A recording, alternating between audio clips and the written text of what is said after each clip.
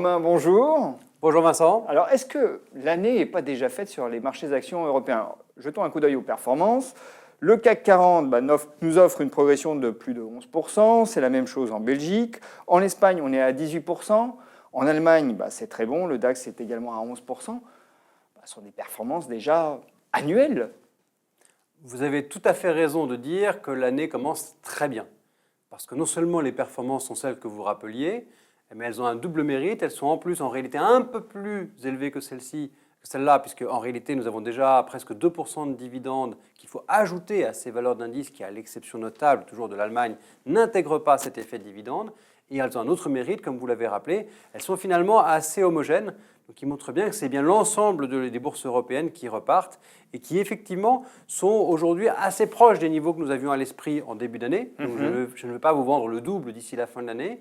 Notre point de vue est plutôt de considérer que les hausses sont fortes mais pleinement justifiées, car les hausses de profit sont tout aussi puissantes, mais qu'effectivement, pour aller beaucoup plus loin de façon raisonnable, il va falloir maintenant un petit peu patienter. En attendant, vous touchez vos dividendes, car il va falloir intégrer progressivement les hausses de profit 2018 pour aller plus loin en bourse de façon sereine. Mais il faut rester sur les actions européennes. Il faut rester sur les actions européennes pour deux raisons. La première, en termes absolus, comme je viens de l'indiquer, les profits en 2018 seront à nouveau en hausse et en hausse plus forte en Europe que dans le reste du monde. Or, comme nous restons omnibulés par le fait que le principal élément directeur pour les bourses, ce sont les profits. Comme je dis souvent, dans l'immobilier, c'est l'emplacement, l'emplacement, l'emplacement. En bourse, ce sont les profits, les profits, les profits. Et que même si le bruit politique avait freiné ce redressement, ce sont bien les profits. Qu'est-ce qui vous fait croire que les profits vont progresser aussi significativement en 2018? C'est le deuxième facteur en faveur de l'Europe. C'est que pourquoi est-ce que les profits progressent aussi vite? C'est qu'en termes relatifs, ils progressent beaucoup plus vite que le reste du monde. Pour une raison toute simple, c'était les seuls à ne pas avoir engagé un véritable redressement depuis la crise de 2007-2008. D'ailleurs, vous nous avez apporté quelques graphiques qui illustrent ça. On voit bien en effet un décalage très important entre les bénéfices nets par action en Europe et dans le reste du monde.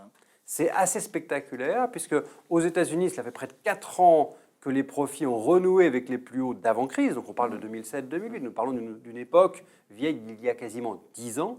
Au Japon, qui pourtant est vu comme la fameuse zone des décennies perdues, de déflation chronique. Mais au Japon, les profits, depuis 2 ans, ont renoué avec les niveaux d'avant-crise. En Europe, si seulement nous étions capables de renouer avec les niveaux d'avant-crise, cela conforterait aisément notre scénario qui est fait de hausse de profit de près de 30% entre le début 2017 et la fin 2018. Et ce qui apporte de l'eau au moulin de votre scénario, c'est qu'on a un environnement macroéconomique qui est plutôt porteur en ce moment en Europe, même s'il n'est pas non plus mirobolant. Alors, il est plus porteur qu'on ne veut bien le croire. Parce qu'effectivement, et c'est légitime, les acteurs économiques ont les yeux rivés sur la croissance. La croissance économique, elle se ressaisit, elle se diffuse dans l'ensemble de la zone euro, mais il est vrai qu'elle reste modeste et elle reste à peine supérieure à celle de l'année passée. Pourquoi est-ce que nous considérons qu'en fait cette reprise est plus puissante que celle illustrée par la croissance économique? C'est que, ne l'oublions pas, nous sommes des actionnaires, pas des porteurs d'obligations. En tant qu'actionnaires, nous sommes plus sensibles à la croissance nominale qu'à la croissance réelle. Dit autrement, quand l'inflation se ressaisit comme elle l'a fait depuis 6 mois et comme elle devrait le faire encore dans les prochains mois, la croissance nominale, elle, connaît une croissance qui cumule finalement la croissance plus la croissance de l'inflation, connaît une hausse plus soutenue que la croissance. Et c'est cela aussi qui aide à nourrir les profits, d'autant que inflation plus élevée a voulu dire aussi un taux d'intérêt un peu plus élevé, j'ai envie de dire un peu moins bas plutôt, ce qui a aidé certains secteurs comme le secteur financier. Donc si je résume ce que vous venez de nous dire, c'est on reste sur les actions européennes parce que déjà, les hausses sont justifiées, les hausses passées sont justifiées, donc il n'y a pas de raison non plus de s'alarmer, de redouter une correction majeure, parce que, encore une fois, en termes de valorisation, on est plutôt au juste prix. Alors, pour être très franc, nous sommes un petit peu en haut de la moyenne historique, et en revanche, là où je reprendrai votre qualificatif de juste prix, c'est si l'on regarde les 12 prochains mois. Si l'on regarde, comme il nous paraît raisonnable de le faire, compte tenu du niveau de confiance que l'on a sur les 12 prochains mois, les profits des 12 prochains mois, là nous sommes rigoureusement en ligne avec les normes historiques. Est-ce qu'il n'y a pas un risque d'emballement sur les marchés d'actions? C'est l'autre raison pour laquelle je n'ai pas tellement envie de vous dire aujourd'hui de tout vendre, bien que vous ayez connu des hausses à 2 chiffres, c'est que le risque à la hausse n'est pas exclu. Pour une raison simple, qui est que au cours des 12 mois de 2016, il y a eu finalement une forme de défiance continue de la part des investisseurs, tout particulièrement internationaux, qui regardaient nos futurs événements politiques de loin avec un peu d'inquiétude et qui sont plutôt sortis des actions européennes. Or, ces retraits, aujourd'hui, ce sont autant de potentiels de retour vers les actions européennes. Et là, ça y est, nous les saisissons, nous les voyons depuis quelques semaines. C'est particulièrement les flux reviennent vers l'Europe. Clairement, parce que les observateurs, finalement, avaient bien acté de la hausse des profits visible. Nous avons, au premier trimestre 2017, la meilleure campagne de résultats. Il y avait deux campagnes. Il y avait une campagne électorale, mais il y avait une campagne de résultats. Les yeux ont été rivés sur la campagne électorale, mais en réalité, la campagne de résultats vous montrait qu'on était les deux pieds sur l'accélérateur, mais tant que le frein à main de la campagne électorale inhibait quelque part. Donc on a levé l'hypothèque politique. On a levé l'hypothèque politique, et là, on a laissé le moteur des résultats vrombir, et ils vrombissent très bien. Donc, les flux devraient soutenir les marchés actions européens, en tout cas si le mouvement se confirme. Dans la hiérarchie des marchés actions, vous placez l'Europe en tête? Effectivement, aujourd'hui, dans notre quartier, c'est l'Europe devant les émergents, devant le Japon, devant les États-Unis. La beauté de nos anticipations, c'est qu'elles sont positives finalement partout, marginalement positives aux États-Unis qui pour nous vont être assez stables, et comme vous l'avez compris, encore avec un beau potentiel en Europe, même s'il est maintenant plutôt pour 2018. Vous l'évaluez à combien ce potentiel? Est-ce que c'est possible de le quantifier? Alors, nous sommes dans une approche très rationnelle. Nous avions établi comme hypothèse de travail une hausse en ligne avec les profits. Alors attention, quand vous regardez les profits de la fin du premier trimestre, si vous les comparez à ceux d'un an plus tôt, vous avez une hausse là qui est spectaculaire, puisqu'on parle de 23 à 26% de hausse. Attention, ce n'est pas notre anticipation pour l'année civile 2017. Donc c'est pour ça que je dis, nous n'attendons pas 26%, je ne vous promets pas un doublement de la performance. En réalité, nous attendons des hausses de profit de l'ordre de 30% sur les 2 années cumulées. Et c'est donc l'ordre de grandeur de la hausse que nous attendons en cumul. Donc en clair, oui, nous avons déjà, avec les dividendes, près de 13% de hausse. Oui, nous pourrions avoir une hausse du même ordre l'année prochaine. Mais là, je raisonne bien sur du 1er janvier 2017 au 31 décembre 2018. Alors, regardons un petit peu dans le détail les styles et les types de valeurs qu'il faudrait mettre en portefeuille. Quel style de gestion vous pensez pouvoir performer? Est-ce que ce sont les styles qui vont s'orienter plutôt vers des valeurs cycliques, des valeurs value, ou plutôt des styles qui privilégient la croissance visible, plutôt des défensives?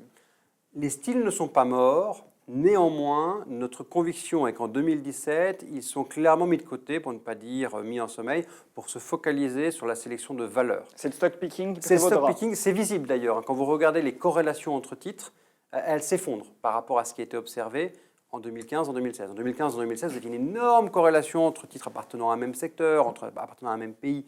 Là, on retrouve des disparités assez notoires pour deux raisons. La première, c'est qu'effectivement, les tendances macroéconomiques, forte baisse, forte hausse des taux, forte baisse du baril, forte hausse tendent à s'atténuer.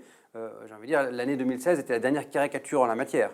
Première moitié de l'année 2016, il ne fallait être que défensif, que sensible à la baisse des taux qui a atteint des niveaux extravagants pour finalement nous emmener un territoire quasi négatif pour tous les taux d'intérêt. Deuxième moitié 2016, redressement des taux d'intérêt, conviction que nous étions allés trop loin, la fameuse reflation, pour utiliser le barbarisme en vogue, à savoir retour d'un peu plus d'inflation, retour de taux plus élevés, donc très bon pour les valeurs financières et la reprise économique au travers des matières premières. Pour nous, 2017 a remis un peu les compteurs à zéro et on retrouve des comportements très spécifiques titre par titre. C'est pour nous un marché de sélectionneurs de valeurs, beaucoup plus qu'un marché de tendance de style ou de secteur. Alors, j'ai bien compris qu'il faut faire de la sélection de valeurs, du cas par cas, mais est-ce qu'il y a des grandes typologies de valeurs? Alors, pas forcément cycliques contre défensives, mais est-ce qu'il y a des typologies de valeurs qui se distinguent? Est-ce que ce sont plutôt les petites ou les grandes qu'il faut privilégier? Alors là, effectivement, vous avez raison de dire que néanmoins, et nous partageons ce point de vue, les petites et moyennes valeurs sont à regarder tout particulièrement. Elles ont déjà délivré de bien meilleurs résultats que les grandes, là encore pour les mêmes bonnes raisons, parce que leurs résultats économiques ont connu une progression supérieure. Donc les résultats boursiers sont conformes à leurs résultats économiques, et là aussi avec un bénéfice en termes de flux. Vous avez eu un certain nombre de mesures qui se sont succédées. À l'époque, il y a 2-3 ans, en France, on a beaucoup poussé le PEA-PME, qui est encore très en vogue. En Italie, il y a eu des mesures aussi très favorables aux petites et moyennes valeurs italiennes. Et on voit globalement, en plus, les performances passées très flatteuses, attirer les investisseurs vers les petites et moyennes capitalisations. Donc un double effet bénéfique. L'un lié à la hausse des profits qui amplifie comme traditionnellement la reprise économique, l'autre lié à des facteurs de flux, là aussi probablement aidés par des mesures réglementaires ou politiques. Donc des petites et des moyennes plutôt que des grandes, on a bien compris. Est-ce que ces petites et moyennes, on va les chercher plutôt en France? Parce qu'on a lu pas mal de points de vue de sociétés concurrentes de la vôtre d'ailleurs, qui disaient il faut peut-être jouer un call français, c'est-à-dire jouer plus précisément les actions françaises par rapport à leurs homologues de la zone euro. Nous sommes plutôt neutres dans nos allocations géographiques aujourd'hui, considérant que la reprise elle est bien au sein de la zone euro, et elle est visible en Espagne, elle est visible en France. La hausse boursière la plus spectaculaire de l'année, elle est en Italie, surtout sur les petites et moyennes valeurs. Là encore, probablement aussi aidée par des mesures réglementaires en faveur des petites et moyennes valeurs italiennes. Donc clairement, ce n'est pas pour ne pas assumer un patriotisme économique qui ne nous dérange pas, mais c'est juste pour acter du fait qu'aujourd'hui, objectivement, il n'y a pas lieu de dire il faut massivement faire des choix géographiques. Il n'y a pas de discrimination géographique forte. Elle ne nous paraît pas très pertinente. Alors où nous parlons, c'est bien une reprise assez diffuse en zone euro. Et puis on le sait bien, même ce qu'on appelle les petites valeurs en bourse, en réalité, sont des très belles PME, très bien implantées à minima dans l'ensemble de l'Europe quand ce n'est pas au niveau mondial. Donc on a bien entendu le message, il faut rester sur les actions européennes, déjà parce que leur parcours récent est justifié, mais aussi parce qu'on a un risque d'emballement à la hausse sur les marchés d'actions. Ça, on a bien pas entendu. Totalement exclu. Alors après, il n'est pas on ne peut jamais être à l'abri d'un accident. Il est vrai qu'aujourd'hui, certains vous diraient la situation est trop belle, trop calme, notamment au travers de la volatilité qui est historiquement basse. Il fallait revenir quasiment 15 ou 20 ans en arrière pour renouer avec des niveaux de volatilité aussi bas. Certains diraient que c'est excessif de présenter une situation aussi sereine, aussi calme, alors même que la fameuse crise de 2008 déclenchée par les niveaux de dette est toujours d'actualité, puisque ces niveaux de dette, notamment de dette des États, sont encore plus élevés qu'ils ne l'étaient en 2008. Donc je ne vais pas vous dire que nous sommes dans un monde sans risque, mais il est vrai que dans l'atmosphère, dans la dynamique actuelle, nous trouvons qu'à très court terme, il n'est pas pertinent de réduire massivement la voilure, même si l'année est très bien engagée et, comme vous l'avez dit, en partie faite pour l'année civile 2017, mais regardons au-delà. Romain, merci. Merci à vous, Vincent.